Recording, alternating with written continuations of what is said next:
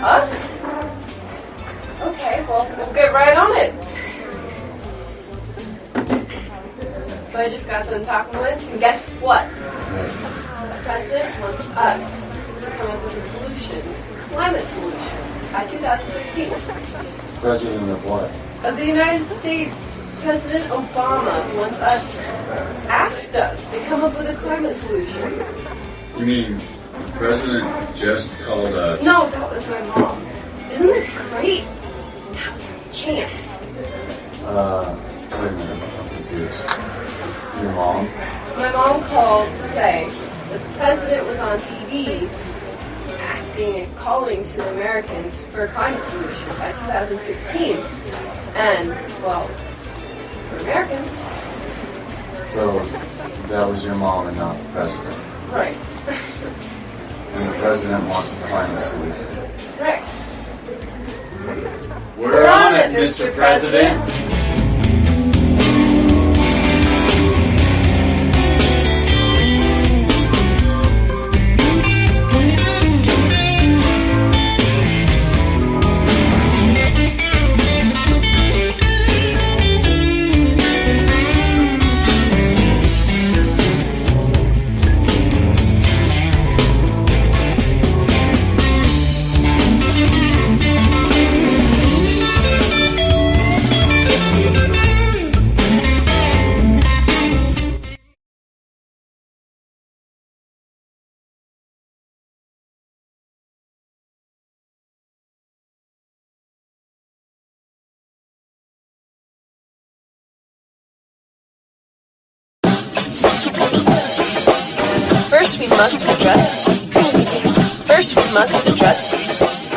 First we must address the situation without prejudice.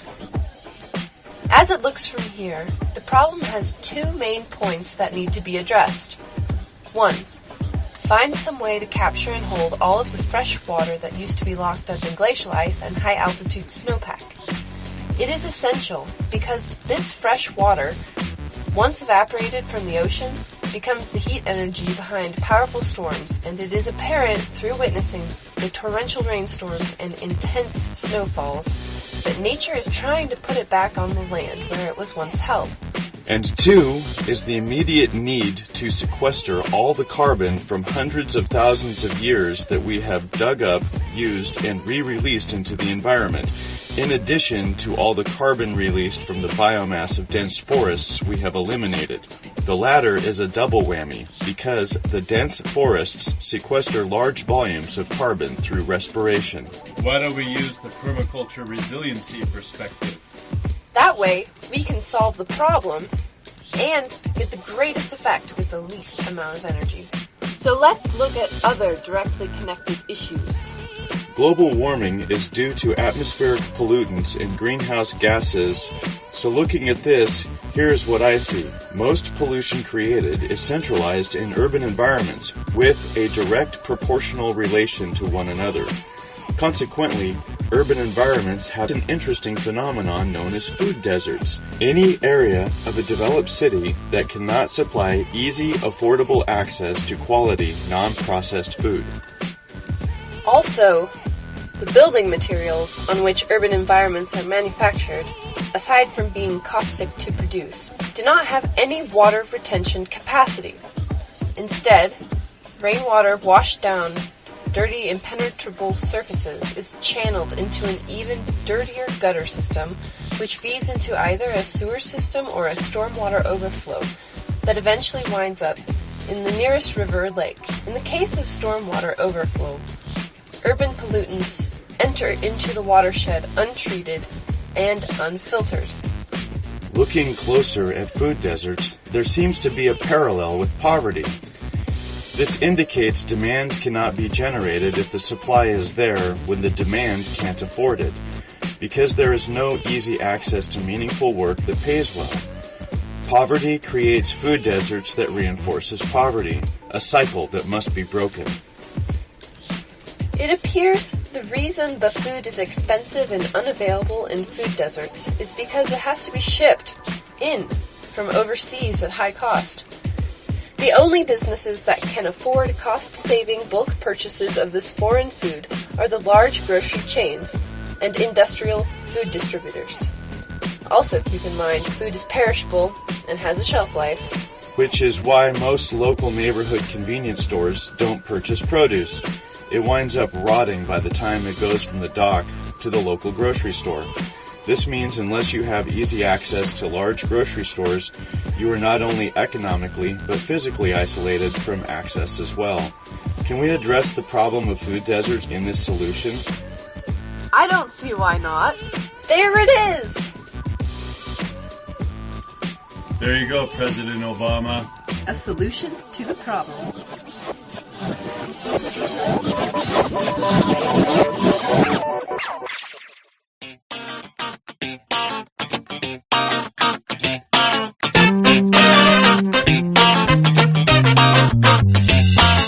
Lease Cooperative Farm is a for-profit, decentralized urban agribusiness model that was created to address a multitude of problems that currently exist in cities today. This viable solution was created by the permaculture design firm of Bruce-Ruhl Design Ideas with help from the teachings of Michael Pilarski, who taught the permaculture design methods and philosophies used, Owen Hablitzel's lecture on permaculture's definition of resiliency science, Sepp Holzer, whose systems of diverse polyculture, hugel beds, and large volume water catchment are repeated on a smaller, more compact scale,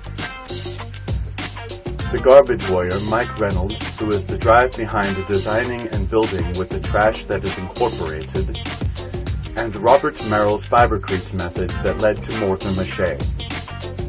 These philosophies and techniques of construction were fused using permaculture design methods to create this new economic business model of a large-scale, decentralized farm that is cooperatively owned inside the city limits with the profits to be shared in the community. First established March 22, 2014, Lease Cooperative Farm, or Lyle Coop Spokane as it is referred to, was seeded by two people, Margaret Ruhl and Daniel Bruce, with a shovel, a hoe, and a rake. A few weeks later, they were joined by their friend Ben Cavino to help ensure the success of this industry. In the summer of 2015, the farm welcomed 3 new permaculture designers to the folds, and the labor body is growing steadily. As of January 2016, it has grown in size to just over 7 decentralized acres on a multitude of properties and has proven the realistic ability to do almost everything by bike and with biopower, while requiring no startup finance or grant funding. In addition to 2016 being its first food production year, Lyle Coop Spokane will be revealing its flagship site as a 5-acre multi-block apartment complex, eventually producing on 1 total acre of decentralized south-facing parcels.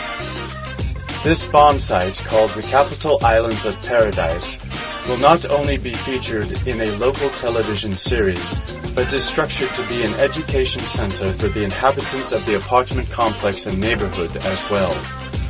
Still on track to becoming the new business in town that saves the day and brings respect back to the American food producers, the farmers, Lyle Coop Spokane looks to be the business model that will not only provide food and jobs, but years of study both ecologically and economically. So why don't you grow a solution in your city or town today and celebrate the end of problems as they grow away?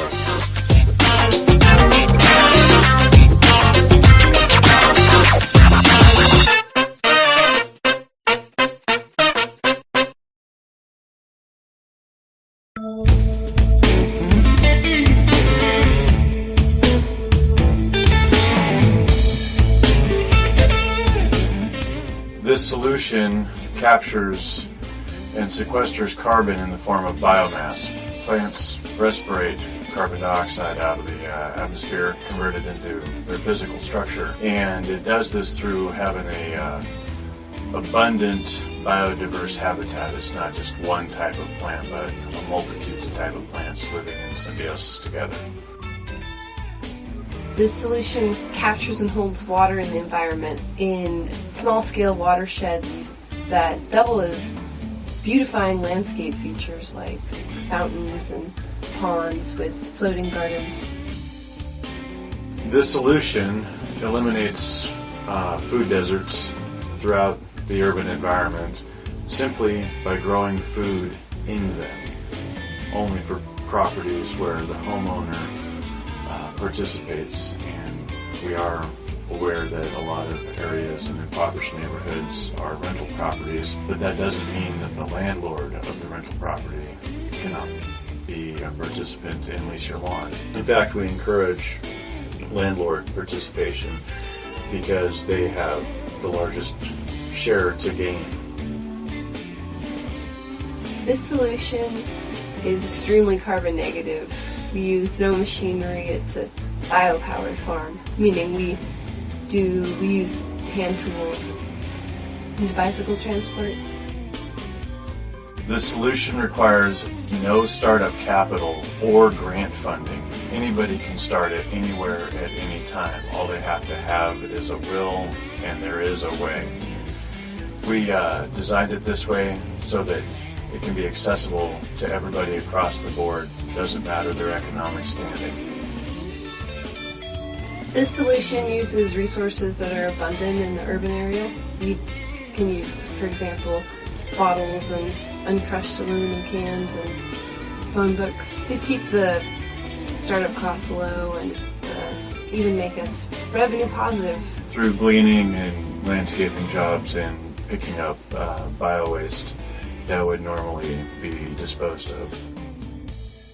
This solution allows the poor and disenfranchised the opportunity to own their own business just with a sweat equity buy-in. We have no capital buy-in to the startup. You have to actually work a specific period of time for 1 year to gain ownership of the industry, which makes it accessible for everybody across the board.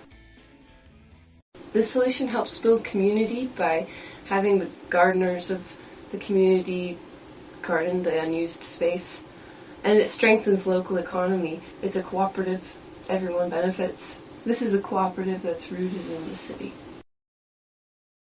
This solution deals with the climate, pollution, unemployment, and food deserts at the source.